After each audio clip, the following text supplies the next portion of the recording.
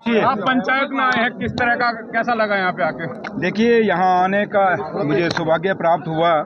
मैं चौधरी नरेश टिकैत साहब का, चौधरी राकेश टिकैत साहब का और मंत्री अपना सुभाष जी का और बाकी जितने भी यहाँ सर्वखाप महापंचायत की सरदारी है, मैं उनका शुक्रिया अदा करता हूँ जिन्होंने मुझे यहाँ आने का मौका दिया और मैं यहाँ आया। और सोरम एक ऐसा गांव है जहाँ हम ये कह सकते हैं सर्वखाप का महाकुंभ आज यहाँ पे है, और एक ऐसा महाकुंभ जहाँ से देश और दुनिया में जो हमारे बुज़ुर्गों की जो आने वाली पीढ़ियाँ जहाँ जहाँ बसती हैं, वो बताए हुए उन रास्तों पे चलेंगे जहाँ मेरे बुज़ुर्गों ने जो फैसले इन खापों में किए हुए हैं। और जब भी सर्वखाप का महापंचायत लगी, चौपाल लगी, और जो फैसला मेरे बुज़ुर्ग लेते रहे, आज उम्मीद करते हैं कि कल आखिरी दिन है यहाँ सर्वखाप महापंचायत का, 18 तारीख को यहाँ से जो एक दिशा निर्देश और एक फ़ैसला जो जाएगा सर्वखाप सरदारी का, देश और दुनिया में रहने वाले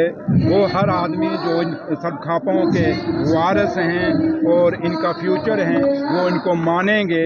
और जो बुराइयां हमारे आज समाज के अंदर हैं, वो सारी बुराइयां हम दूर करने की कोशिश करेंगे। और ये सर्वखाप जो आज सर्वखाप महापंचायत जहाँ लगी, ये किसी को एक कौम, किसी एक बरादरी की नहीं, बल्कि ये वो हिंदुस्तान यहाँ बैठा हुआ है जिस हिंदुस्तान का सपना महात्मा गांधी जी ने देखा, अनेकता में एकता।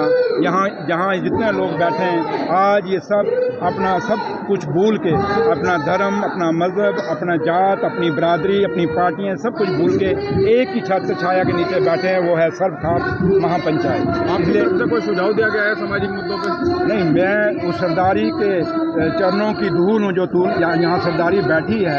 आज सरदारी जो फैसला देगी, हमें उसको मानना है। हम इस सरदारी को, क्योंकि मैं और कपिल जी ऑनरेबल मिनिस्टर हैं जो यूपी में, हम दोनों तो यहाँ आए हैं ये देखने के लिए कि हमारी सरदारी क्या फैसला करती है। लेकिन हम इनको कोई ये नहीं कह सकते ये करिए, क्योंकि हम खुद इनके कहने पे चलना है हमने। तो इसलिए सर्वखाप महापंचायत को सुरेंद्र चौधरी का इतना बड़ा कद नहीं है कि मैं इनको कुछ बता के जाऊँ, बल्कि इन्होंने कल जब फैसला लेंगे, जो फैसला ये लेंगे, वो उतना ही आम एक आदमी आपके लिए जितना इम्पॉर्टेंट होगा, वो सुरेंद्र चौधरी के लिए भी उतना ही इम्पॉर्टेंट होगा।